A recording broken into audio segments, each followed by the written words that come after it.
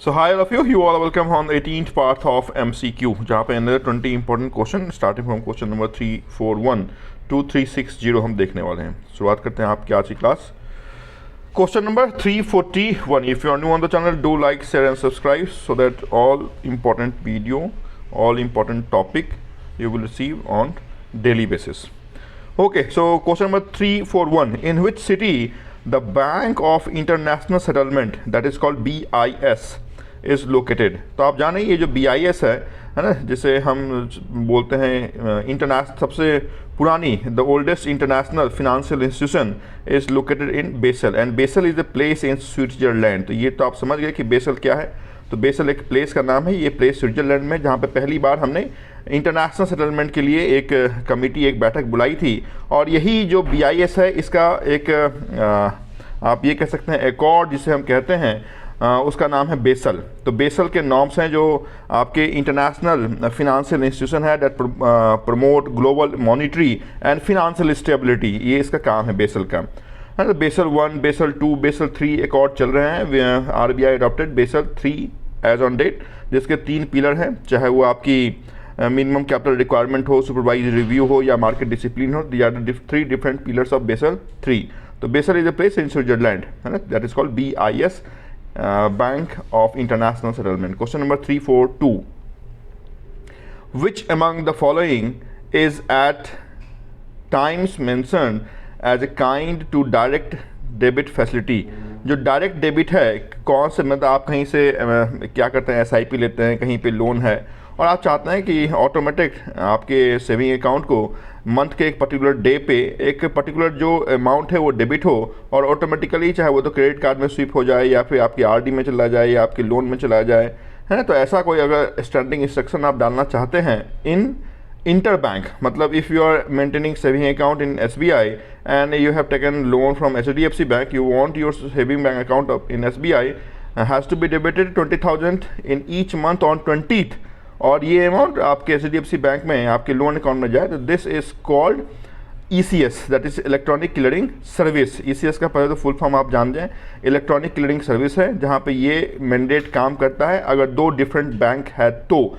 ECS आज के date में बंद हो चुका है। ये जो बंद हुआ वो भी आप जान लें कि 1 मई 2016 में ही आपकी ECS बंद हो गई।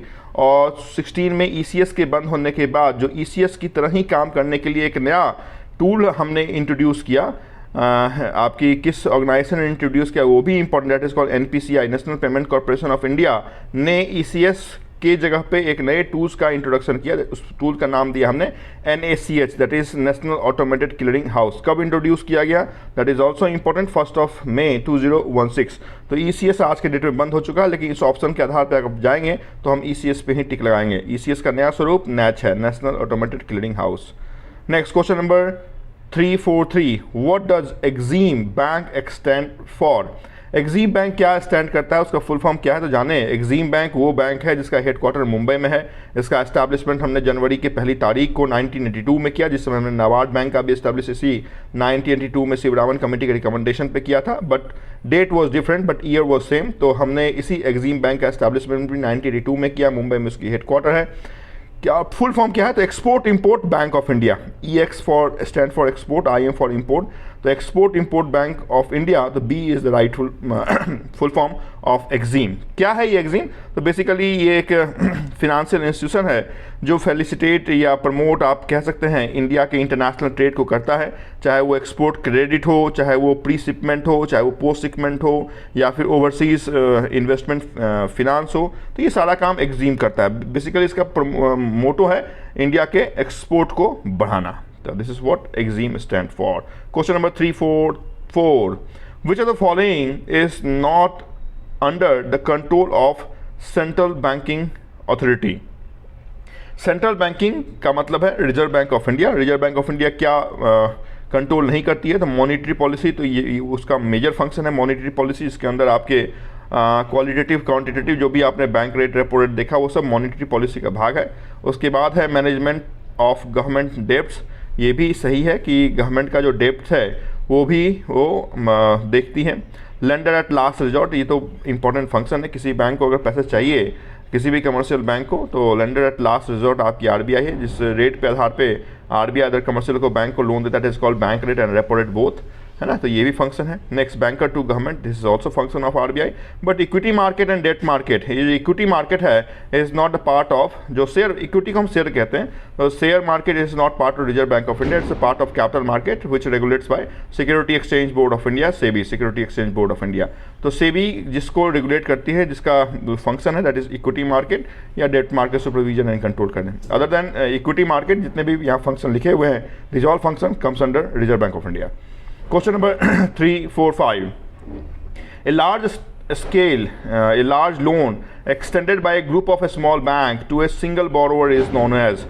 देखिए, जब अपने आप कह सकते हैं रिस्क को मिटिगेट करने के लिए, कम करने के लिए, जब बैंक आपस में मिलके, है ना, सिंगल फाइनेंस ना करके, है ना, डिफरेंट बैंक एक साथ मिलके, यहाँ पे 2-4 बैंक मिल जाए और फिर किसी एक लेंडर को, फिर किसी एक बोरोवर को फाइनेंस करती है, this finance is called syndicate loan, है ना। फिर से बोलता हूँ, when group of the member, group of the bank comes together and provide loans to a single borrower or unit or organization, that loan called as syndicate loan, है ना। इसमें क्या होता है, इसमें बेसिकली आपके जो लोन देने की जो आपकी कैपेसिटी है वो बढ़ जाती है आपकी, है ना। एक बैंक अगर 50 लाख रुपए दे सकता है, तो ग्रुप ऑफ द बैंक अगर मिल जाए तो ऑब्वियस सी बात है कि 5 करोड़ रुपए दिया जा सकता है।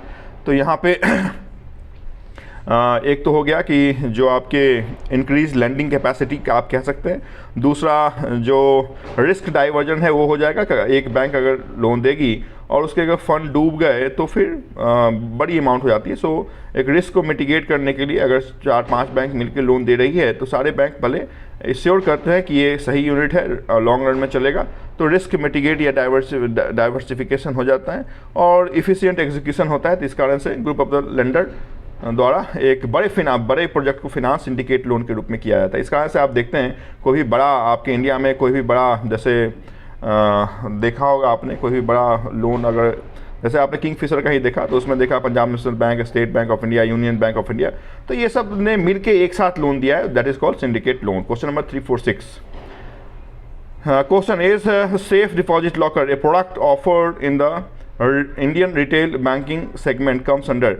ये जो सेफ डिपॉजिट लॉकर है, जिसको हम लॉकर की फैसिलिटी कहते हैं, जिसमें लेसर और लेसी की बात होती है, तो ये किसका भाग है? क्या ये रिटेल लोन प्रोडक्ट का भाग है? लोन तो नहीं है ये। क्या ये डिपॉजिट है? डिपॉजिट भी नहीं है। क्या ये रिटेल फैसिलिटी है? तो देखिए यहाँ पे ऑप्शन नंबर सी और डी में आप कंफ्यूज हो सकते हैं। रिटेल कंफर्ट की तो बात कोई है नहीं कि ऐसा कोई कंफर्ट तो मिलता है। रिटेल सर्विस है या रिटेल फैसिलिटी है? कि आप जानें कि बैंकिंग जो है वो आपके इंडियन इकोनॉमी के टर्सरी सेक्टर में है, एंड दिस टर्सरी सेक्टर का मतलब सर्विस सेक्टर। इसका मतलब बैंक जिसके लिए आप प्रिपरेशन कर रहे हैं, है ना, दैट कम्स अंडर सर्विस। और कौन सी सर्विस है? तो रिटेल सर्विस है। रिटेल सर्विस का मतलब open for an individual, that's why this locker comes under retail service. Option number C is the right answer for question number 3, 4, 6 retail services. Next question number 3, 4, 7. When it comes to retail deposit product which among the following is irrelevant, है ना। जब retail deposit product की हम बात करते हैं, उनमें से कौन सा गलत है? Recurring deposit account, RD, yes retail deposit है। टर्म डिपॉजिट जो एफडी, यस है। नो फ्रिल अकाउंट जो पीएमजेडीवाई का अकाउंट होता है, क्या वो है? तो यस है। PMJDY, no frill, tiny account, ये सब आपके क्या है? तो कॉमन मैन के लिए ये बैंकिंग प्रोडक्ट है। उसके बाद है ई में देखते हैं तो senior citizen deposit, yes. SCSS जो more than 60 years of age group के लिए हम ओपन करते हैं, मैक्सिमम डिपॉजिट इस अकाउंट में 30 लाख किया जा सकता है। Earlier it was 15 lakh, now it become 30 lakh. लेकिन जो डिपॉजिटरी सर्विस है, चाहे वो CSDL जो डिपॉजिटरी यूनिट है, जो आपके शेयर्स को डीमैट के फॉर्म में रखती है, और 2 यूनिट इंपॉर्टेंट है डिपॉजिटरी में, एक CSDL है ना, और दूसरा है NSDL, central security depository limited, national security depository limited. तो ये जो डिपॉजिटरी का काम है, ये आपका क्या है? तो बैंक का फंक्शन नहीं है। तो राइट आंसर जो इरिलेवेंट है, that is depository service is not part of banking. Next question number 3, 4, 8. Which terms refer closure of the loan account prior to the tenure fix for the account. अगर suppose हमने car loan लिए हैं for 6 years के लिए लिए हैं, but if you want to close this car loan within 2 years, तो इसको हम क्या कहते हैं? This basically called pre closure, है ना, कि हम पहले क्लोज कर रहे हैं। तो प्री क्लोजर का मतलब है हमने जो टेन्योर के लिए हमको जो लोन मिला था उस टेन्योर से पहले हम अगर बैंक में लोन क्लोज कर रहे हैं, that is called pre closure. हो सकता है कि अलग अलग बैंकों में अलग अलग प्री क्लोजर के चार्ज है ना, बेस्ड ऑन द टेन्योर, कब आप प्री क्लोज करते हैं। तो एज टेन्योर से पहले क्लोज करना is called pre closure of loan. Option number B is the right option for question number 348। Question number 349, leasing, hire purchase and bill discounting are the domain of. ये जो leasing है, purchase है या bill discounting, ये basically NBFC, non banking finance company का ये क्या है। तो एनबीएफसी को जो हम लाइसेंस देते हैं तो बेसिकली एनबीएफसी लीजिंग के लिए होती है, परचेजिंग के लिए होते हैं, बिल डिस्काउंटिंग के लिए होती है, ये एनबीएफसी का पार्ट है। Option number A is correct for question number 349। Question number 350, a debt which is irrecoverable and is therefore written off. देखिए ऐसा डेट जो रिकवरेबल ना हो, ई रिकवरेबल है, and therefore return off. Return off का मतलब है कि अगर 50 रुपये का वो लोन है और हमें पता है 50 रुपया रिकवर नहीं होगा तो बैंक उसको प्रोविजन कर लेती है, मतलब बैंक अपने प्रॉफिट से उस 50 रुपये को शो नहीं करती है, that is called write off. As loss in the account of the institution और बैंक इज नोन एज। इस लोन को हम कौन सा लोन कहते हैं। देखिए एनपीए क्या होता है वो पहले आप जान लें कि एनपीए वो एनपीए का फुल फॉर्म होता है नॉन परफॉर्मिंग एसेट्स। वैसा एसेट जिस पर 90 डेज तक कोई भी ईएमआई रीपेमेंट नहीं आया है, such type of assets called non performing assets. और इस एनपीए को फर्दर जो हम क्लासीफाइड करते हैं वो 4 भाग में हम क्लासीफाइड करते हैं। एक को हम बोलते हैं कि हमारा स्टैंडर्ड एसेट है, दूसरे को हम बोलते हैं हमारा सब स्टैंडर्ड एसेट है, तीसरे को हम बोलते हैं हमारा डाउटफुल एसेट है, और चौथे को हम बोलते हैं कि हमारा लॉस एसेट्स या फिर बैड लोन है। तो जिस समय हमें ये मालूम हो जाता है, बैंक के ऑडिट में ये आ जाती है यहाँ से पैसा नहीं आने वाला है, इरिकवरेबल अमाउंट है, तो बैंक उसकी प्रोविजनिंग करती है, और प्रोविजनिंग करने के 100% प्रोविजनिंग करती है, और वैसे लोन की 100% प्रोविजनिंग की जाती है जिसे हम लॉस एसेट मान लेते हैं, और इसी लॉस एसेट को हम बैड डेब्ट कहते हैं। Option number C is correct. However मैंने आपको न सिर्फ लॉस एसेट बैड डेब्ट बताया है बट ऑल्सो एनपीए के 3 और भी पार्ट सेगमेंट बताया है, standard, substandard and doubtful. Question number 350, option number C is correct. Next, question number 351. Dash is the basically charge when a person uses a credit card for obtain cash. देखिए credit card से पहले आप cash withdrawal नहीं कर सकते, but आज की जो नई सेगमेंट है उसमें आप क्रेडिट कार्ड से कैश विड्रॉ कर सकते हैं। बट जब आप क्रेडिट कार्ड का यूज़ करके कैश ऑब्टेन करने की बात करते हैं तो कौन सा चार्ज लिया जाता है, तो उस चार्ज का नाम है cash advance fee. This is very very very important है। जनरली लगेगा, हमें ऐसा लगेगा कि ये ट्रांजैक्शन फ़ी है, बट ऐसा होता नहीं है। जब क्रेडिट कार्ड का यूज़ आप कैश के लिए करते हैं तो जो चार्ज हमसे फ़ी लिया जाता है that is called cash advance fee. Option number D, ये डी होगा ना कि सी है, क्योंकि option number A is early repayment, option number B is redemption fee, option number C is transaction fee, and this you have to consider as option number D, that is cash advance fee. The option here is correct. However जो आपके यहाँ पे C लिखा गया, this you have to consider as D, because transaction fee के आगे कोई भी हमारा नंबरिंग नहीं है, this you have to consider as C. So option number D is correct, that is cash advance fee whenever credit card is used for obtaining cash. Question number 352. A new and reusable currency notes are stored in dash maintain the banks as agent of Reserve Bank of India. देखिए जब भी RBI के printing page से पैसे printing होते हैं तो printing होने के बाद जिस जगह पे वो पहुंचते हैं उस जगह का नाम है चेस्ट, करेंसी चेस्ट उससे हम कहते हैं, है ना। करेंसी चेस्ट का लाइसेंस आरबीआई देती है। हर एक दिन इस करेंसी चेस्ट ब्रांच को आरबीआई को इन्फॉर्म करना पड़ता है कि उसके चेस्ट में कितने डिपॉजिट हैं, है ना, कितने विड्रॉल हुए हैं। उसकी एक website that is called E Kuber, है ना। तो ये E Kuber is a website of Reserve bank of India. तो न्यू हो या फिर रीयूसेबल हो, है ना, नया हो या पुराना हो, जो भी करेंसी हो वो कहाँ पे रहेंगे, तो वो हमेशा रहेंगे करेंसी चेस्ट से, और इसी करेंसी चेस्ट से डेली बेसिस पे आपके उस लोकल एरिया की जो ब्रांच है वहाँ पे as per flow of currency उनका डिमांड होता है, तो इस करेंसी चेस्ट से उस ब्रांच तक पैसे पहुंचाए जाते हैं। उनके पास अगर उनके रिटेंशन लिमिट से ज़्यादा वहाँ पे कैश डिपॉजिट हो गया तो वहाँ से फिर से वो पैसा करेंसी चेस्ट के पास वापस किया जाता है। बट आप जानें this currency chest comes under reserve bank of India only. However in many of the city State Bank of India is the currency chest holder, है ना। तो मैंने however बोला है not always and not everywhere, but however SBI को ही currency chest का licence दिया गया है। Next question number 353, time period that is considered from the inception of credit investment or negotiable instrument and ends upon the maturity or expiry of the instrument is referred as. Okay तो loan को देने से लेके जब तक loan का repayment full हो नहीं हो जाता है उस समय की पीरियड को हम क्या बोलते हैं, that is called amortization period. This is very very important. क्या होता है तो आप जाने कि this is a time span over which a loan, mortgage और credit facility is repaid through regular instalment आप कह सकते हैं. That is called amortization period. This is very very very important. Option A is correct for question number 353. Question number 354. Urban Cooperative Bank are controlled by dash dash. Urban Cooperative Bank कौन control करता है, तो urban cooperative bank को direct control आपकी नाबार्ड करती है और उसके ऊपर आरबीआई का सुपरविजन रहता है. Option number B is correct for question number 354. Question number 355. Reserve cash reserve ratio, that is called CRR, is a deposit to be held by bank with Reserve Bank of India. ये जो CRR है, whether this CRR is